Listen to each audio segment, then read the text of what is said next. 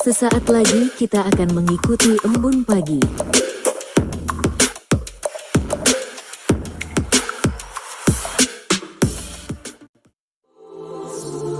Embun pagi, kasihnya setiap hari, seperti embun pagi, sejukkan hati. Ucapkan syukur, Tuhan Yesus baik, biar kita tahu perkataan yang baik. Tuhan sediakan kebutuhanku, Dia akan cukupkan semua yang ku perlu. Dia sembuhkan semua sakitku, berikan damai sejahtera yang lampau.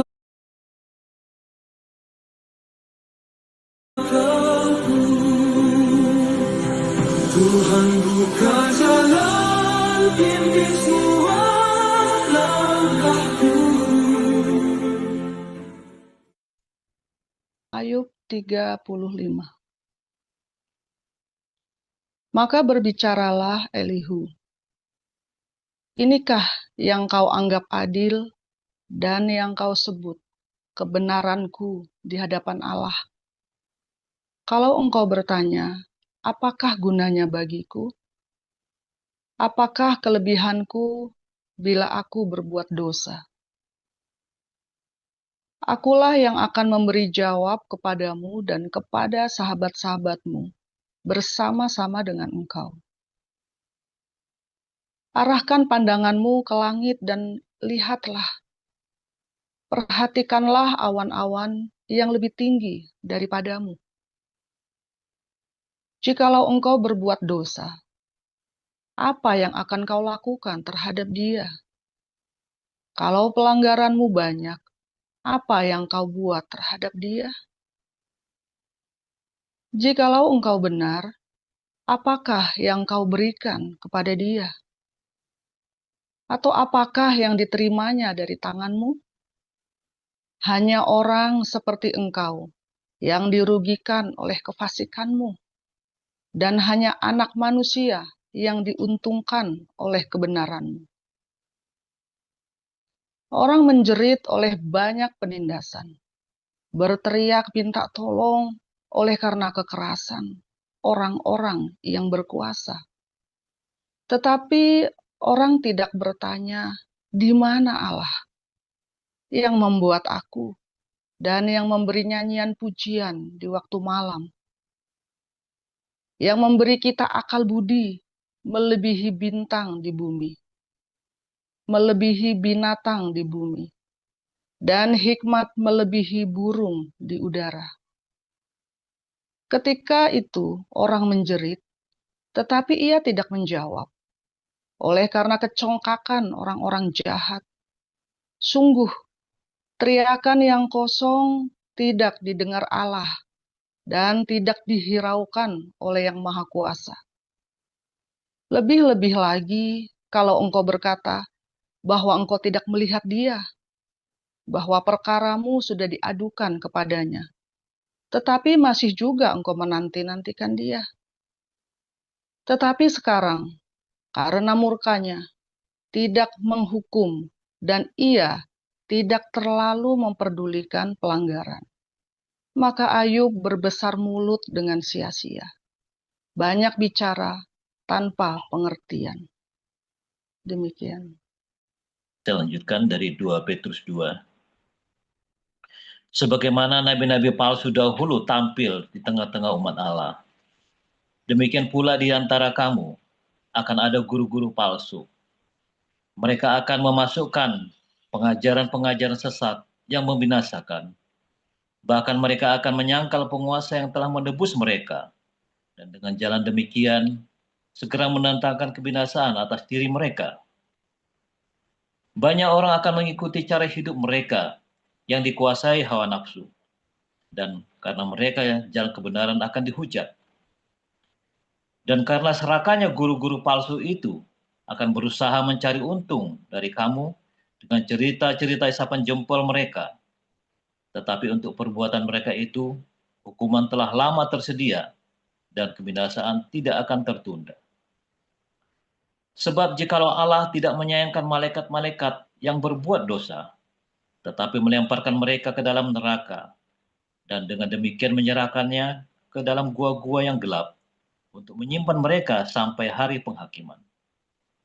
Dan jikalau Allah tidak menyayangkan dunia purba, tetapi hanya menyelamatkan Nuh, pemberita kebenaran itu, dengan 7 orang lain, jika ia mendatangkan air bah atas dunia orang-orang yang fasik.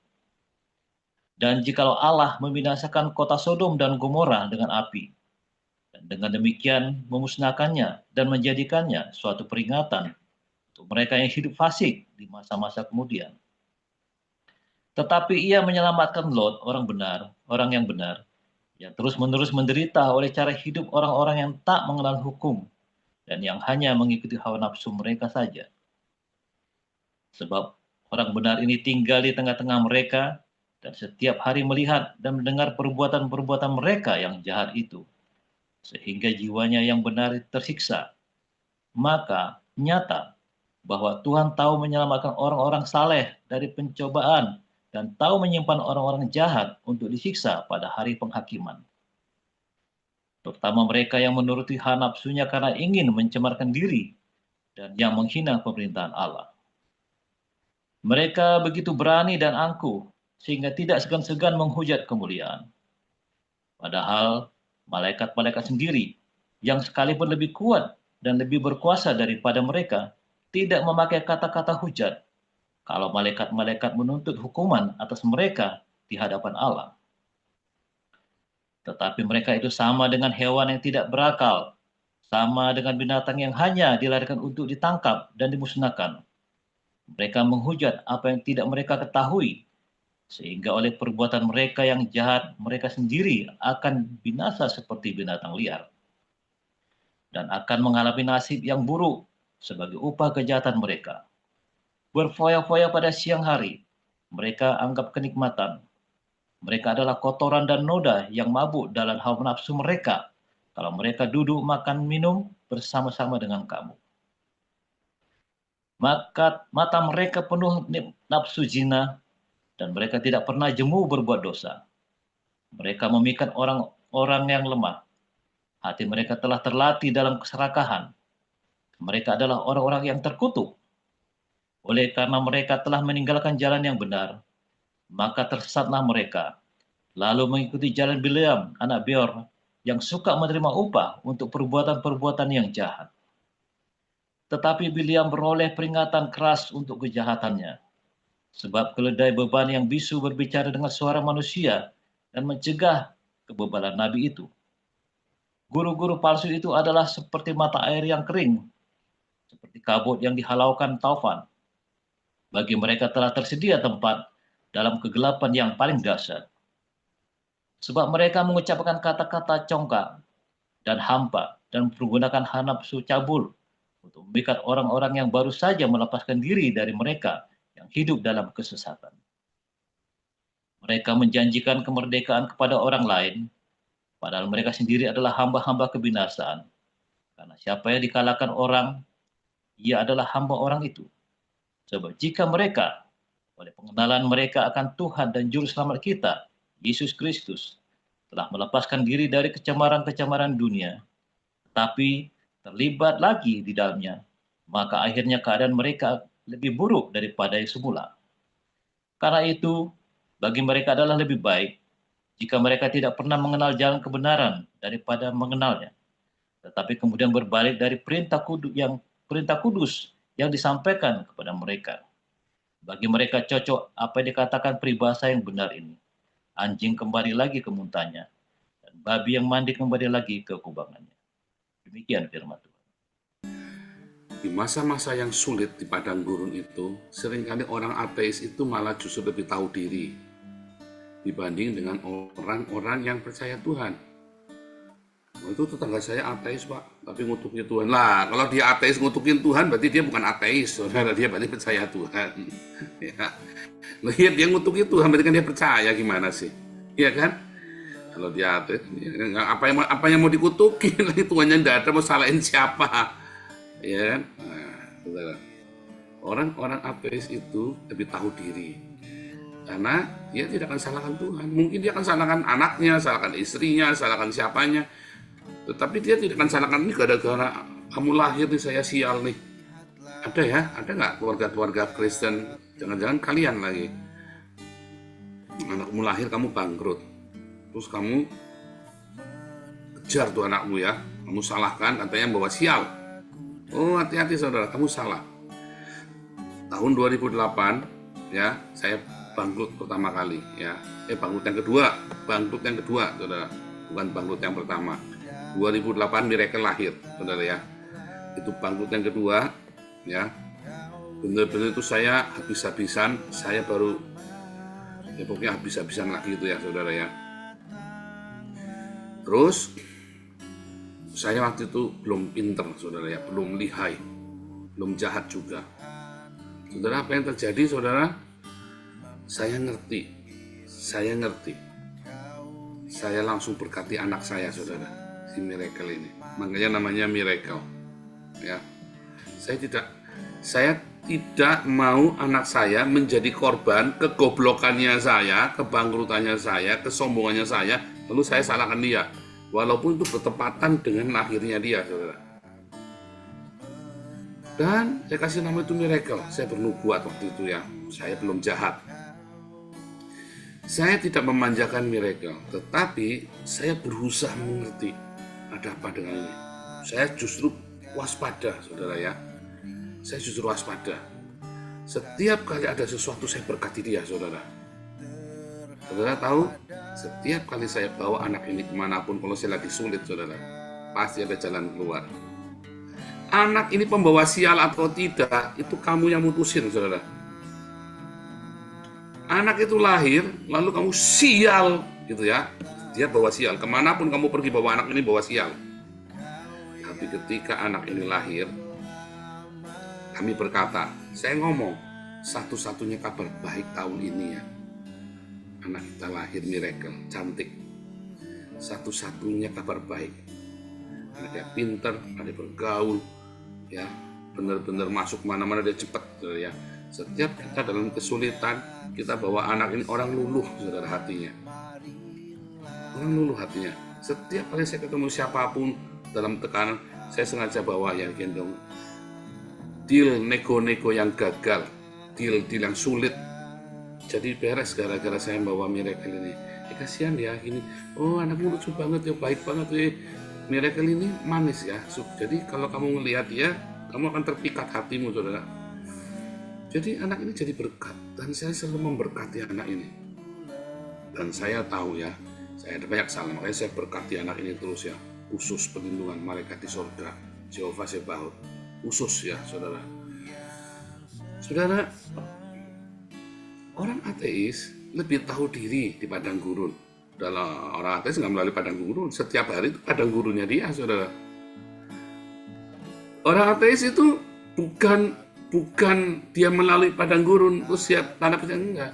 Setiap hari hidupnya di padang gurun, dia memang hidupnya di padang belantara, Esau, ya. Orang-orang ateis itu ya seperti Esau, seperti Nimrod, ya. Mereka memang hidupnya di padang gurun. Beda dengan orang Islam, ya. Orang Islam halu, saudara. Kalau itu terjadi kepada orang Islam, namanya cobaan. Kalau terjadi kepada Pak Mulia, namanya azab, saudara. Ya kan? Halu, bedanya sama kan? Wah, naik motor, Pak Mulia lagi nengok, ya kan? Cuk, masuk got, saudara ya. Padahal cuma masuk gotnya juga cuma 5 cm. Ceblong, waduh, udah berhenti langsung ya Pak Mulia ya. Lalu orang Islam bilangnya azab, saudara. Lu cuma jeglong saja, tidak ada masalah. Cuma berhenti sebentar, standar, kenapa udah ada apa-apa. Kenapa tadi? Ya tadi saya lihat ada orang, saya kira Pak Paul, saya kaget. Masa Pak Paul ke Indonesia? Ya jadi jeblok gitu ya, ada jeglokan begitu. cuma 5 cm. Terus orang Islam bilangnya apa? Azab itu, saudara. Sedangkan kalau kita, kalau misalnya itu orang Islam namanya, oh itu cobaan, kamu diselimurkan oleh Allah. Orang beragama itu begitu tuh. Orang beragama halu, ya. Kamu mau Kristen juga kadang-kadang begitu, ya, halu begitu kan. Oh itu orang Agustan itu, oh itu dihukum, ya. Tuhan marah sama Agustan gara-gara ngentutin Alkitab. Tuhan ini goblok, saudara. Loh, yang dikentutin itu sampulnya, tasnya Alkitab, saudara. Loh iya, tasnya saja dikentutin, Tuhan marah. Ya ampun, Tuhanmu tersinggungan amat. Saya emang gak mau punya Tuhan begitu. Mendingan saya nggak jadi Kristen, Tuhannya tersinggungan begitu. Ya gak? Kamu kalau punya ayah, ya, ada anaknya, ada satu anak yang nakal bandel, ya, terus dia keluar dari rumah diusir. Terus anaknya ini saking marahnya sama si ayah ini, ya, terus dia kentutin tuh sandalnya ayah atau fotonya ayah lah dikentutin sama dia, saudara. Terus ayahnya datang dibunuh ini anak. Jadi ini ayah edan, saudara. Ayah geblek ini yang begini, ya enggak? Coba kamu pakai akalmu yang benar, saudara. Orang ateis tidak akan begitu, saudara. Orang ateis pun tidak akan begitu. Tetapi orang-orang beragama akan begitu, ya. Dia tidak bisa membedakan cinta, ya, karena hatinya apa? Hatinya itu pengen menghukum orang. Orang beragama itu karena hatinya pengen menghukum orang, saudara, ya. Kenapa? Karena kamu sendiri kan berusaha tidak melanggar hukum, kan? Kamu berusaha untuk tidak berdosa, mati-matian sekuat tenaga. Sementara orang kok berdosa enak sekali dia. Enggak? Itu tiap kali ke Alexis tambah kaya tuh si Saroni itu, ya kan? Wah itu saya tiap hari ke gereja jadi tetangganya, nah, kan kita marah kan? Ada bokep segala, nonton bokep segala, ya kan, si Saroni itu kan, ngeri, saudara, dia nonton bokep segala itu. Akhirnya seluruh isi rumahnya kan dibongkar, ada dildo, ada bokep, ada macam-macam, ya, ngeri kan. Wah itu tambah kaya itu, crazy rich. Berarti sekarang ini Saroni lagi diazab oleh Tuhan, oleh Allah. Betul nggak, saudara? Apakah Saroni sekarang lagi diazab oleh Allah atau pencobaan atau diuji oleh Allah, saudara? Kan keder kamu kan, kalau kamu jadi Islam, Sahroni yang Masya Allah, betapa berat cobaan kali ini, ya Allah. Ya nggak ngajak betapa jahatnya dia, ya. Ya nggak. Tapi bagi musuhnya Sahroni itu azab. Kan keder, saudara, kamu, iya kamu bingung, kamu dicak-acak otaknya, ya kan. Agama itu memang membuat kamu jadi sombong, nggak realistis, saudara.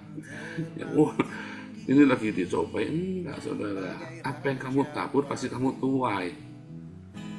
Kita tidak tahu nuainya kapan, kita tidak tahu tuainya apa. Itu bukan hukumnya agama Kristen saja, itu hukum universal. Suatu hari kamu pasti akan menuai, suatu hari kamu pasti akan keblosok. Kita tidak tahu kapan keblosoknya. Tapi tidak keblosok-blosok itu, Pak, berarti dia masih pinter. Udah gitu saja. Lu, aku baru berbuat keblosok, berarti kamu goblok. Aku baru berzina sekali sama tetanggaku, konangan, Pak. Lah ya kamu goblok berzina sama tetangga. Berzina kamu sana, kamu orang di Alaska sana, saudara, enggak bakal ketahuan. Kamu berzina, kamu sama tetanggamu sebelah, kan goblok kamu, saudara. yang merkoki ustadz lagi, malu-maluin kamu. Udah gitu kamu aktivis gereja pula, kan? Tobat.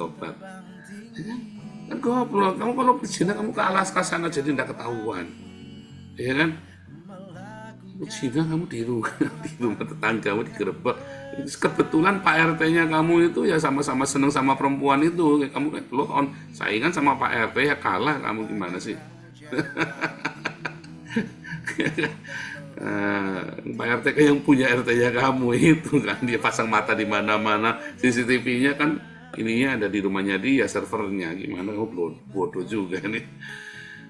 Bukan karena Tuhan azab kamu, saudara, ya, karena kamu bodoh. Kalau kamu bikin dosa lalu ketahuan, apa itu hukuman Tuhan, saudara? Bukan. Ya, kamu biasanya jujur karena kamu marah, kali-kali tak korupsi, kamu ketahuan, saudara. Apakah Tuhan itu menghukum kamu, saudara? Enggak. Karena kamu bodoh. Kenapa kamu bodoh? Kamu tidak biasa maling, hari itu kamu maling. Tapi orang yang maling itu sudah dari kecil maling, makanya nggak ketahuan. Dari maling sandal, jepit di masjid, sampai dia maling macem-macem.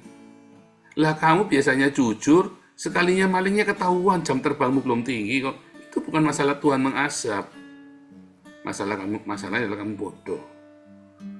Jadi ketika kamu lagi ketangkep basah di dalam dosamu, ya kamu hancur atau kamu jatuh, kamu jangan salahin Tuhan.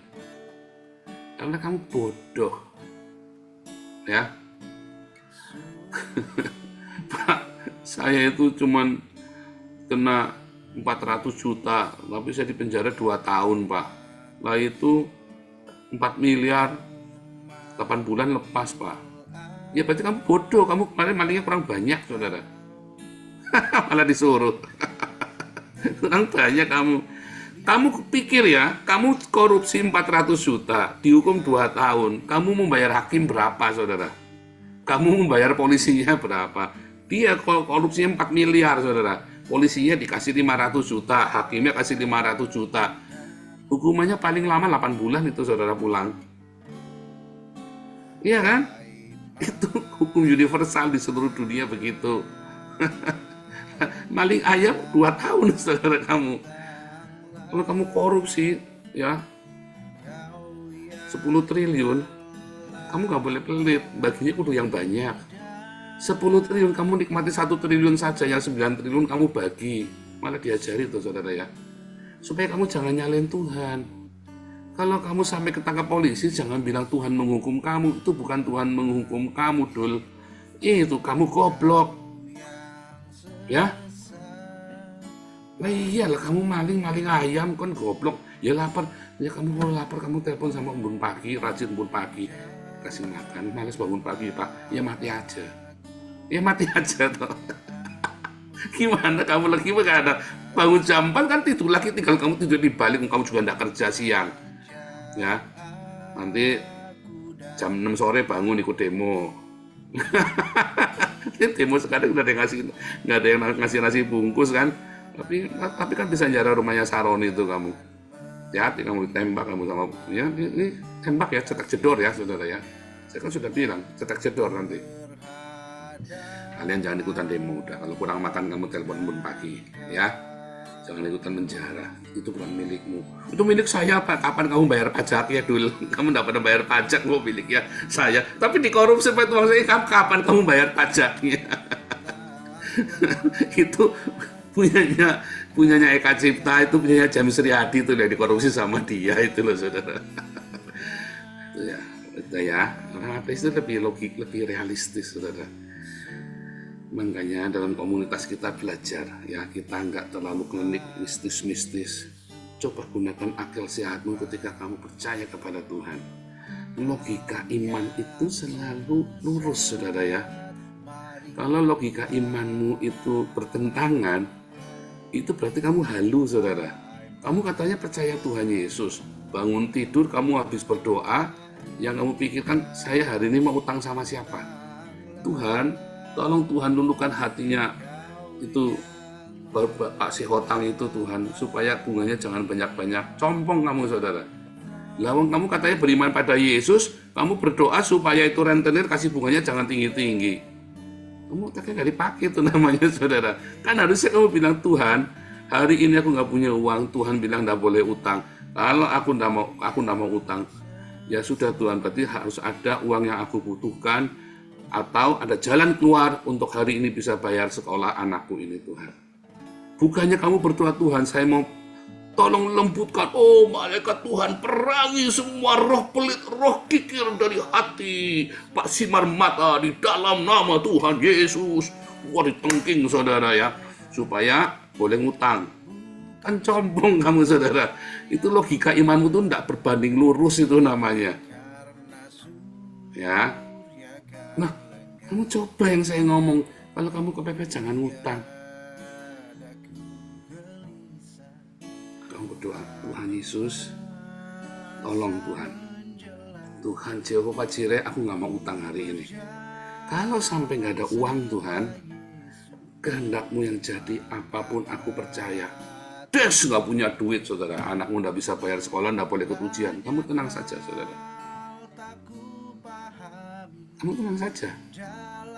Lu nanti nggak lulus, ya kamu tenang saja, nggak apa-apa. Emang kenapa kudu lulus? Ya nanti kasihan anaknya, ya enggak lah. Anak itu belajar terima kenyataan. Anak belajar, kamu doa puasa, nak. Anak saya SMA kelas 3 suruh SMA kelas 3, kelas berapa yang dulu ya? Si Wesley, doa puasa loh, saudara.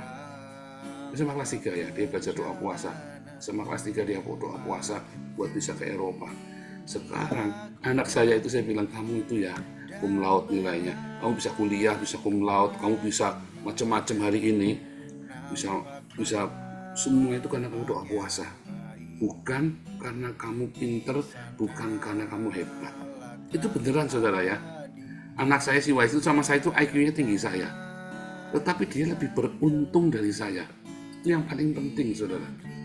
Kamu buat apa IQ tinggi-tinggi? Biasa saja IQ tinggi-tinggi, keminter, kasihan istrinya. Ya kan, karena suami yang keminter, kasihan istrinya, stres. Ya kan, yang biasa-biasa saja. Tapi yang beruntung, kalau kamu beruntung, kamu dapat pekerjaan bagus, uangnya banyak, istrinya cantik, anaknya baik, semua jalan dibuka, musuh-musuh. Yang penting bagaimana caranya supaya kamu tetap beruntung. Benar nggak, saudara? Bukan bagaimana caranya supaya kamu dapat uang, bukan bagaimana caranya supaya kamu sukses berkarir ini itu. Bagaimana caranya supaya kamu tetap beruntung. Pakai jimat, Pak, ya kan, edan, saudara. Bukan ada lagi kan, ya, supaya kamu beruntung bagaimana? Kamu hidup takut akan Tuhan. Hidup yang lurus sama Tuhan, melekat erat sama Tuhan. Dalam segala keterbatasanmu, mentok-tok doa puasa. Tuhan, tolong Tuhan, kehendakmu yang jadi. Jangan pernah punya keinginan yang melampaui penyerahan dirimu sama Tuhan. Begitu keinginanmu melampaui penyerahan dirimu sama Tuhan, itu setan. Kamu lagi kerasukan setan. Ya kan? Siapa di sini masih takut ke WC gara-gara ada setan lengkuyang di belakang? Sudah diajarin, ada kuntilanak, ada genderuwo, itu tak lalap semua sama saya. Mau setan apa juga tak, sini bawa sini, tak lalap semua, saudara. Karena setan yang mengerikan itu, setan itu ya, ketika Yesus dicobai di padang gurun oleh setan, kita baca di dalam Yakobus, ternyata pencobaan itu adalah keinginan kita sendiri. Jadi Yesus masuk ke padang gurun, dicobai oleh keinginannya sendiri, tapi Yesus menang. Karena dia serahkan keinginannya itu kepada Bapa. Tapi kalau kamu keinginanmu lebih besar daripada penyerahan dirimu kepada Bapa, maka kamu kerasukan. Lebih mengerikan daripada kuntilanak, saudara. Mendingan ketemu kuntilanak daripada kamu tiba-tiba kerasukan. Ya, kamu kerja membabi buta. Mendingan kamu ketemu kuntilanak, saudara. Ya. Kadang-kadang ketemu kuntilanak ya. Saya kadang-kadang senang mimpi horor, saudara ya. Kenapa saya senang mimpi horor? Karena film horor itu sudah nggak serem lagi buat saya, saudara. Udah nggak serem lagi. Jadi saya kalau mimpi horor itu senang, saudara ya. Bagaimana cara saya menciptakan mimpi horor, saudara? Nah, kasih tahu rahasianya. Di Belanda ini kan anginnya dingin sekali. Saya buka jendelanya, badan saya tak angetin, kakinya tak biarkan dingin, saudara. Nanti mimpinya horor saya tuh. Ya. Loh, bisa bikin. Anda harus kenali tubuhmu, kamu kenali. Saya tak pelajarin. Kalau badan saya hangat, kakinya dingin, saya pasti mimpinya horor. Nah, kamu coba boleh ya prakteknya, mungkin sama. Kalau saya begitu. Nah, saya belum pernah praktek sama orang lain, saya praktek sama diri sendiri udah berkali-kali, udah 10 kali lebih. Saya kalau lagi pengen mimpi horor, ya kayak gitu caranya, ya. Benar, saudara. Karena film horor itu udah nggak takut lagi. Saya mau jelek nonton film horor itu, jelek ya, saudara ya. Nonton apa itu Insidious, itu halu, saudara. Horor yang paling keren itu yang dalam mimpimu itu, mimpi horor itu ya. Karena kan kamu, tapi masalahnya, saudara ya, saya sudah tahu cara mengendalikan mimpi horor itu. Begitu saya bangun, saya tidur lagi, tak kejar, saudara ya. Bisa ya, bisa, saudara. Loh, kamu harus bisa menguasai itu, ya. harus bisa ya. Dan yang paling mengerikan buat saya adalah keinginan saya. Bukan mimpi horornya itu, tapi keinginan saya sendiri. Saya selalu tanya Tuhan, Tuhan jangan keinginan saya Tuhan. Saya mau buka Den Haag, saya takut saudara. Saya nggak mau, 6 tahun saya nggak mau. Anak ya wisely ngomong, Pak, Pak, ayo Pak, nanti kita nggak ada waktu. Aku cuma bisa punya waktu sampai selesai kuliah. Dan setelah itu aku nggak tahu mau kerja di mana kan. Atau tiba-tiba aku dikirim, dia kerja kan, ini kan kerja kemarin kan dia kerja full time di sebelum master ini kan dia kerja di internasional, jadi bisa dikirim ke Amerika, ke Brasil, mana kemarin dikirim ke Ceknya, ke Bulgaria ya saudara. Kalau aku dikirim nggak bisa bantu. Waduh, saya berdoa mati-matian sama Tuhan saudara. Bener Tuhan, bener enggak Tuhan, bener enggak Tuhan kita bener enaknya ya. Mantap ya, buka ya, saya tanya Tuhan dulu dong saudara ya. Karena yang saya takutkan keinginan saya, saudara. Itulah setan, dia kan Daud disuruh menghitung rakyat Israel. Setan itu loh, saudara. Itu setan yang mengerikan itu. Ya, keinginan kita sendiri, kehendakmu sendiri itu yang tidak mau kamu serahkan kepada Tuhan itu yang lebih mengerikan. Nah, kalau orang ateis, ya, dia kan nggak percaya setan, nggak percaya apa-apa, saudara. Loh, kalau ada orang ateis takut sama hantu, itu namanya enggak ateis, saudara. Saya pernah ketemu di Thailand, ada orang Inggris ya, saya nginjili dia, aku enggak percaya Tuhan, enggak ada Tuhan.